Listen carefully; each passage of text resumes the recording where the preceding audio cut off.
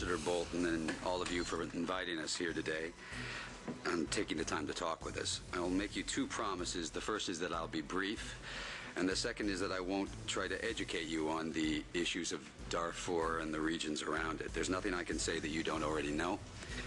You know the numbers, you know the urgency.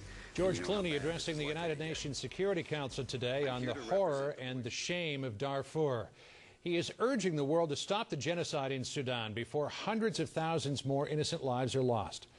I sat down with George Clooney and his father Nick earlier. Here's the second part of my interview. Can you, as a well-known figure worldwide, really do anything? Can you really make a difference? Well, here's the difference. And no, I can't make a difference because I'm not a policymaker and I've been elected to no office, and I'm not a politician. What I can do is, Kofi Annan got up and gave a great speech and nobody saw it.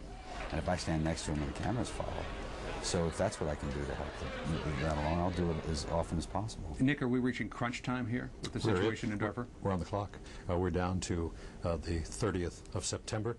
That's when the AU goes. That's when the African Union gets out of there, or at least are scheduled to do so far. And if that happens, they are twisting in the wind on a gossamer thread. And Jan Egeland has said they'll lose 100,000 people a month if the non-governmental organizations get out of there because of lack of security, which of course they would do.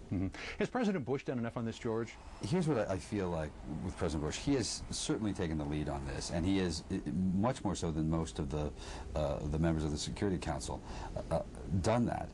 There's a lot more you can do. You can start by naming an envoy, a big one, and go get Colin Powell or, I don't know, Al Gore, whoever it is that can go in there and have some real heft to sit down with Bashir and have the conversation. How was your first experience at the Security Council? Really fun. I say do it every day. Is it frustrating when you sit down in that room and it kind of keeps going around and around in circles?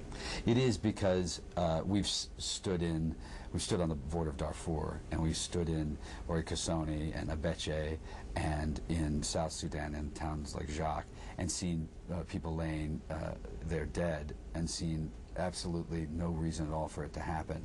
And then to have a bunch of people sitting in a room saying, we understand it's bad, we'll get back to you. And you go, no, getting back to us isn't an option. George, you've said before, you said when you came back that you were kind of late coming to this particular issue. Sure. But when you reflect back on the trip that you made to Sudan and to Chad to see the refugee camps, how were you struck by what you saw?